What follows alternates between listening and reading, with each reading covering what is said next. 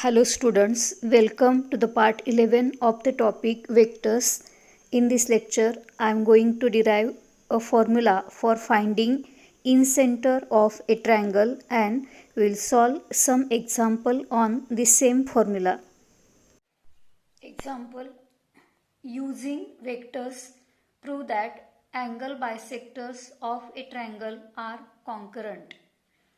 Proof: here we have to prove that angle bisectors of a triangle are concurrent, means angle bisectors of a triangle meet in a single point. तर प्रूफसाठी इथं triangle ABC consider केलेला आहे आणि AD, BE आणि CF हे ABC ह्या अँगल्सचे bisectors आहेत. Angle bisectors आहेत.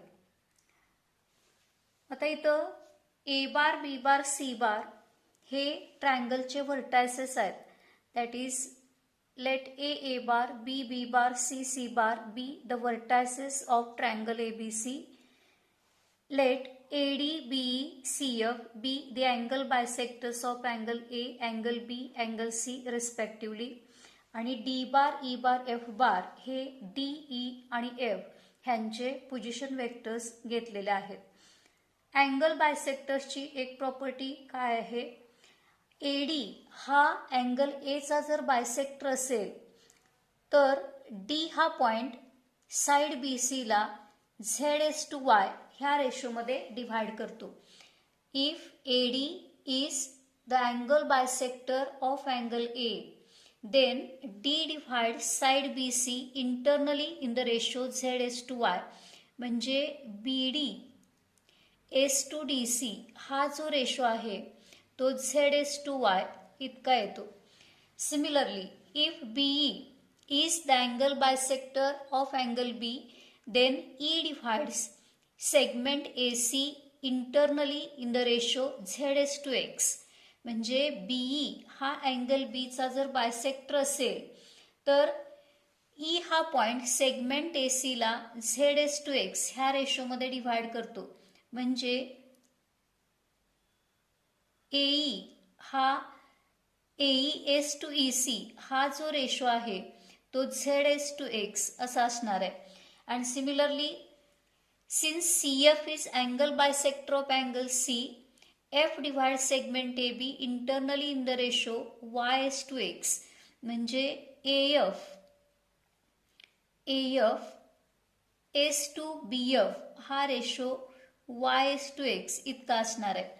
इथं X म्हणजे BC ची लेंथ घेतले, Y म्हणजे AC ह्या सेगमेंटची लेंथ घेतले आणि Z म्हणजे AB ह्या सेगमेंटची लेंथ आहे. आणि अँगल बायसेक्टरची ही प्रॉपर्टी इथं लिहिलेली आहे. Since AD, BE and CF are the angle bisectors of angle A, angle B and angle C respectively, D divides side BC, E divides side AC and F divides side AB internally in the ratio Z/Y, Z/X and Y/X respectively. ही angle बायसेक्टर्सची property आहे. आता D हा point BC ला Z/Y ह्या रेशोमध्ये divide करतो. आता इथं जी डिव्हिजन आहे D हा पॉइंट इथं BCच्या दरम्यान आहे.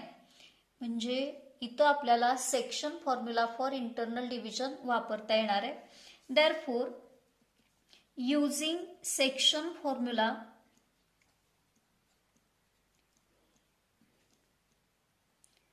फॉर इंटरनल डिव्हिजन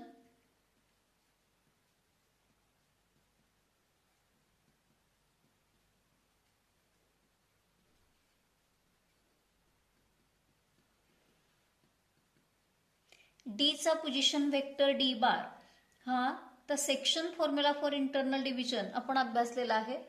D चा पोझिशन वेक्टर D बार हा ZC bar plus YB bar, ZC bar plus YB bar divided by Z plus Y असा मांडता येणार आहे. Z plus Y. त्याच पद्धतीनं ईचा पोझिशन वेक्टर ई बार हा X A bar plus Z C bar, X A bar plus Z C bar divided by x plus Z असा मांडता येईल. आणि एफचा पोझिशन वेक्टर एफ बार हा X A bar plus Y B bar, X A bar plus Y B bar divided by x plus y असा मांडता येणार आहे, एक्स प्लस वाय. आता हे सिम्प्लिफाय करत असताना झेड प्लस वाय ही टर्म इकडे ट्रान्सफर केली, Z plus Y into D bar, Z plus Y into D bar equal to Z C bar plus Y B bar. तर त्याच पद्धतीनं एक्स प्लस झेड ही टर्म आपल्याला इकडे ट्रान्सफर करता येईल, X plus Z into E bar equal to X A bar plus Z C bar, X A bar plus Z C bar. आणि x plus Y हा टर्म इकडे transfer केल्यानंतर X plus Y into F bar equal to X A bar plus Y B bar, X A bar plus Y B bar असा मांडता येणार आहे. आता ह्या इक्वेशनच्या दोन्ही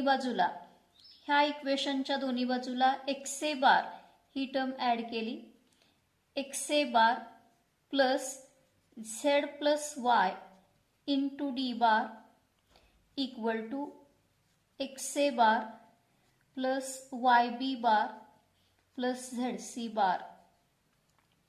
आता दुसऱ्या इक्वेशनच्या दोन्ही बाजूला वाय बी बार ही टर्म ॲड केली, Y B bar plus x plus Z into E bar equal to X A bar plus Y B bar plus Z C बार.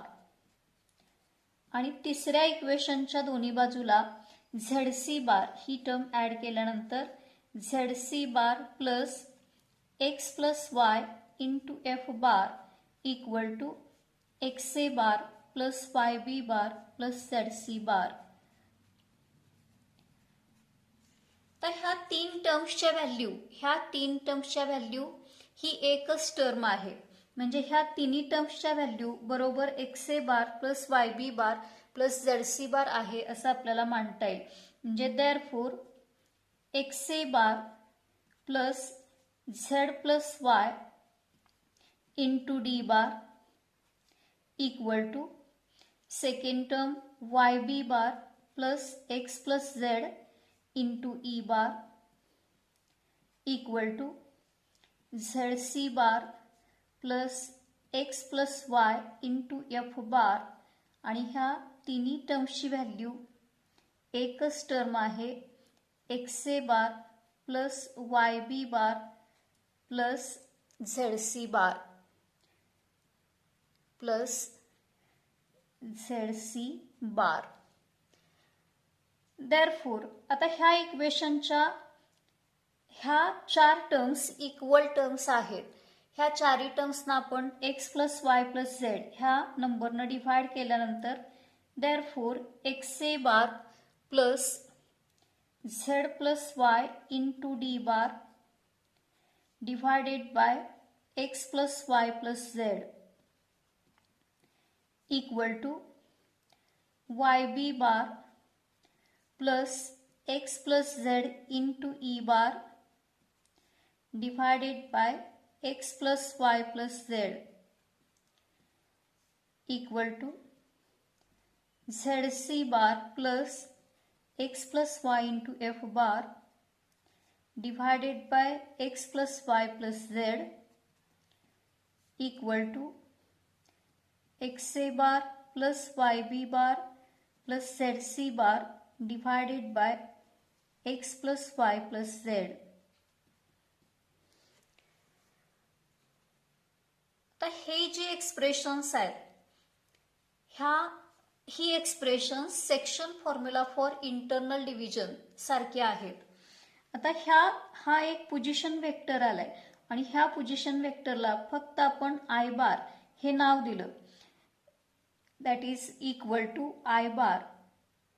ह्या पोझिशन वेक्टरला आय बार हे नाव दिलेलं आहे equal to I bar say, म्हणजे ह्या टर्मची व्हॅल्यू आय बार इतकी येईल. That is X A bar plus Z plus Y into D bar divided by x plus Y plus Z equal to I बार.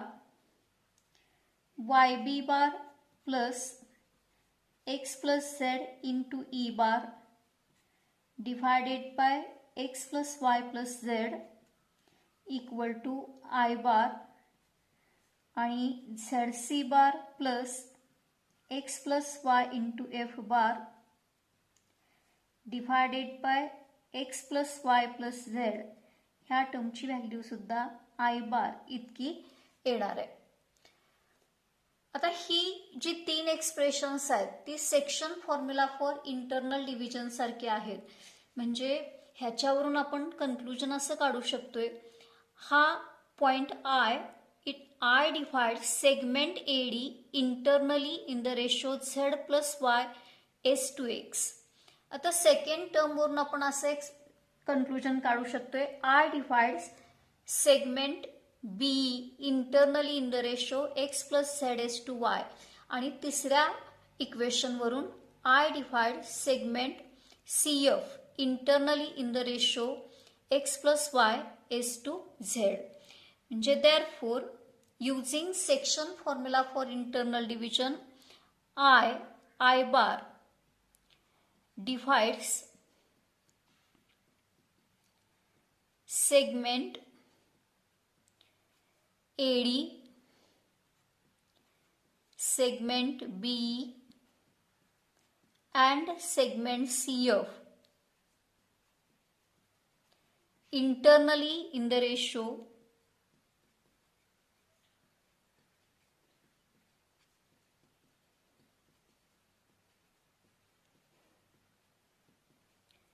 आता AD हा segment आहे internally in the ratio Z plus Y S to x. त्याच्यानंतर B असा segment घेतला की ratio उलट घ्यायचा आहे x plus Z is to Y. And C F म्हणजे रेशो उलट येईल X plus Y S to Z respectively.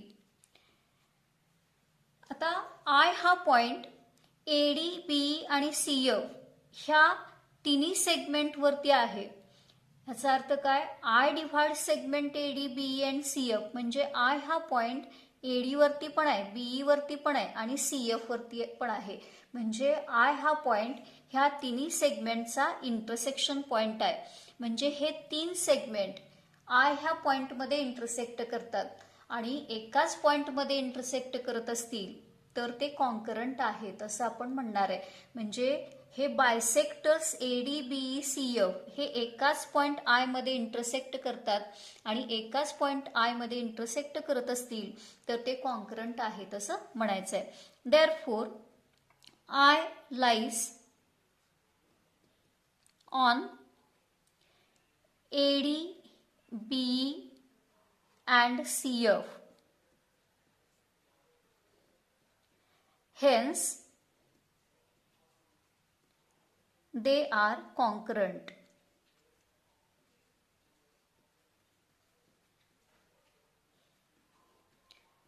म्हणजे एकच पॉइंट ह्या तीन सेगमेंटवरती आहे म्हणजे तो त्यांचा इंटरसेक्शन पॉइंट असणार आहे आणि म्हणून ते तिन्ही सेगमेंट म्हणजे ते तिन्ही बायसेक्टर्स हे कॉन्करंट असणार आहेत. इन सेंटर फॉर्म्युला,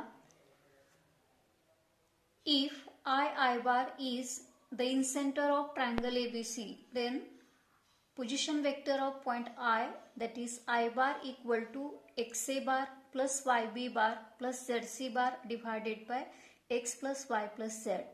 इथं in center फॉर्म्युला लिहिलेला आहे. What is meant by in center? In center means the intersection point of the angle bisectors of a triangle is called in centre. पाठीमागच्या प्रूफमध्ये आपण in centre formula prove केलाय. जर triangle ABC दिला असेल आणि I हा त्याचा इन सेंटर पॉइंट असेल, म्हणजे ट्रायंगलचे जे 3 अँगल्स आहेत ए बी सी, त्या अँगल्सचे जे बायसेक्टर्स आहेत त्यांचा एकच इंटरसेक्शन पॉइंट असतो. ते बायसेक्टर्स एकाच पॉइंटमध्ये इंटरसेक्ट करतात, हे आपण प्रूव्ह केलं. आणि जो इंटरसेक्शन पॉइंट आहे त्या इंटरसेक्शन पॉइंटला त्या ट्रायंगलचा इन सेंटर असं म्हणायचं आहे. तर आय हा ट्रायंगल एबीसीचा इन सेंटर असेल तर इन सेंटरचा फॉर्म्युला आय बार हा इतका येतो, x A bar plus Y B bar plus Z C bar divided by x plus Y plus Z. तर इथं एक्स वाय झेड ह्या बाजूंच्या लेन्थ्स आहेत, म्हणजे एक्स ही length of side B C आहे, Y is length of side A C and Z is length of A B. आणि A bar B bar C बार हे त्या ट्रायंगलचे जे व्हर्टायसेस आहेत त्यांचे पोझिशन वेक्टर्स आहेत. तर इन सेंटर फॉर्म्युला हा एक्झाम्पलमध्ये यूज करायचा आहे. Find incentre of the given triangle म्हटलं की तुम्हाला हा फॉर्म्युला यूज करायचा आहे. Example, using vector method find incentre of the triangle whose vertices are A030, 004 and C034. तर इथं एक ट्रायंगल ABC दिलेला आहे, त्याचे व्हर्टायसेस दिलेत आणि त्या ट्रायंगलचा इन सेंटर आपल्याला फाइंड आउट करायचा आहे. तर इथं आहे तोच ट्रायंगल दिलेला आहे ABC आणि त्याचे व्हर्टायसेस दिलेत ABC. आता ए वरून त्याचा पोझिशन वेक्टर ए बार आपल्याला मांडता येईल. A bar equal to 3J bar. I आणि केच्या टर्म्स इथं अब्सेंट येणार आहेत. आता बी वरून बी बार हा 4K बार इतका येणार आहे आणि सी वरून सी बार हा 3J बार प्लस 4K बार इतका येईल. पॉइंट माहिती असेल तर PV लिहिता येणार आहे आणि PV माहीत असेल तर करस्पॉन्डिंग पॉइंट मांडता येणार आहे. आता इथं triangle ABC, if I bar is the in center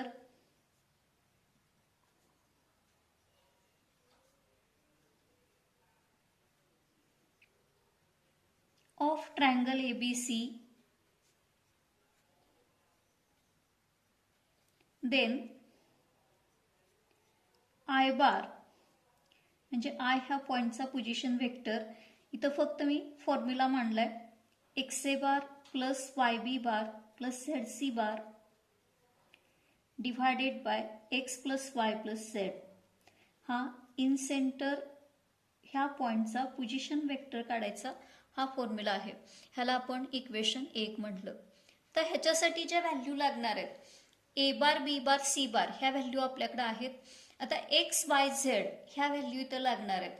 मग एक्स म्हणजे BC ह्या वेक्टरची लांबी आहे.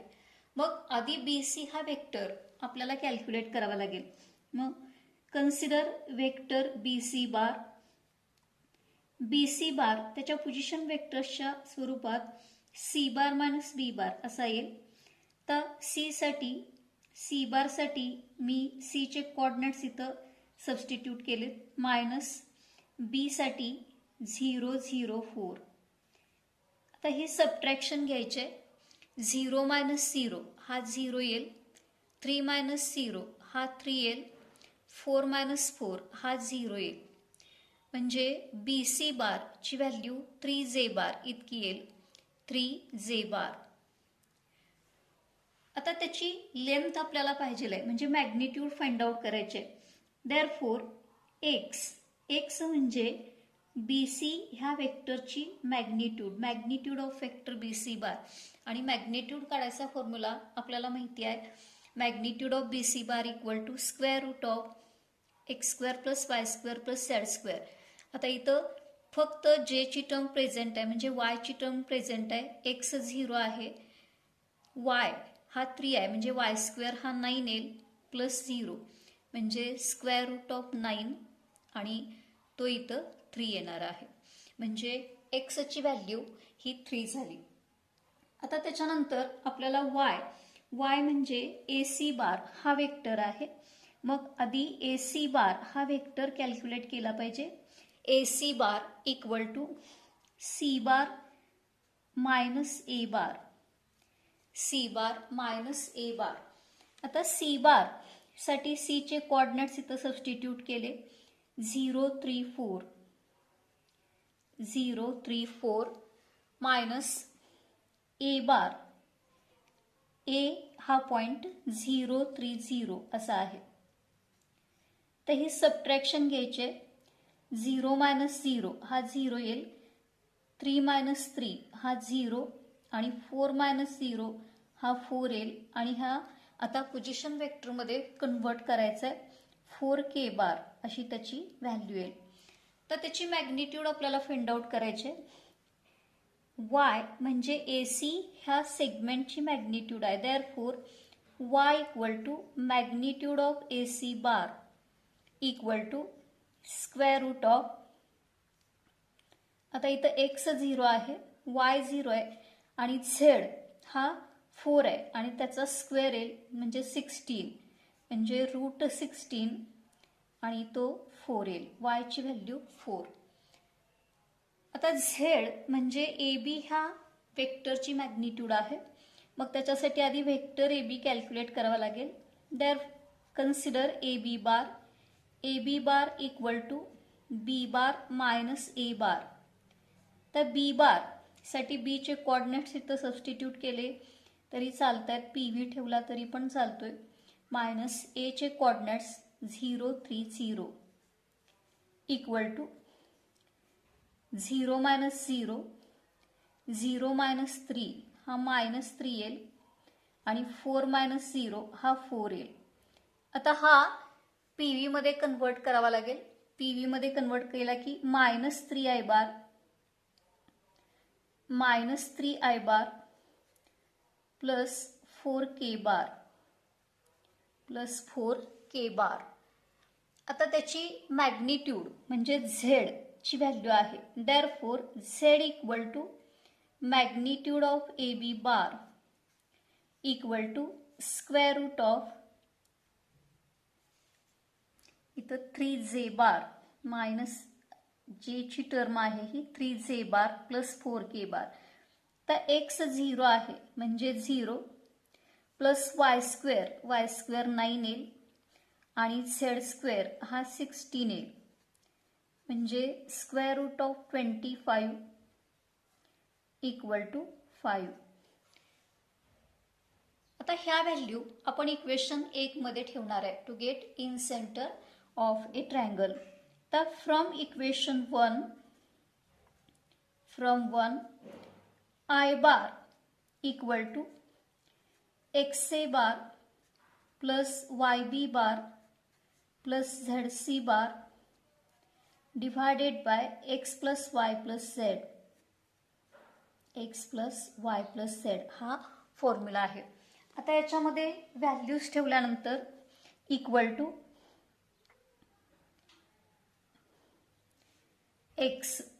एक्सची व्हॅल्यू 3 आहे, एक्स इज 3. त्याच्यानंतर ए बार हा 3j बार आहे, 3j बार प्लस वायची व्हॅल्यू 4 आहे आणि बी बार हा 4k बार आहे, 4k बार प्लस झेड हा 5 आहे आणि इथं सी बार मी आहे तसा ठेवला, c bar divided by x plus Y plus Z, x plus Y plus Z. X 3 आहे, वाय 4 आणि झेडची व्हॅल्यू 5 इक्वल टू, त्याच्या पुढची स्टेप इथं लिहिले मी, equal to 3 into 3j bar plus 4 into 4 K bar plus झेडची व्हॅल्यू 5 आणि C बार हा 3 जे बार प्लस 4 के बार. तीच स्टेप मी पुन्हा मांडले. इथं सी बारची व्हॅल्यू सी बार आहे तसा ठेवलाय म्हणून तीच स्टेप पुढच्या स्टेपला घेतलेली आहे आणि हा कलेक्ट केला की 12 इतका होईल. इक्वल टू 9 जे बार फक्त सिम्प्लिफाय करायचं प्लस 16 के बार प्लस 15 जे bar plus 20 K bar divided by 12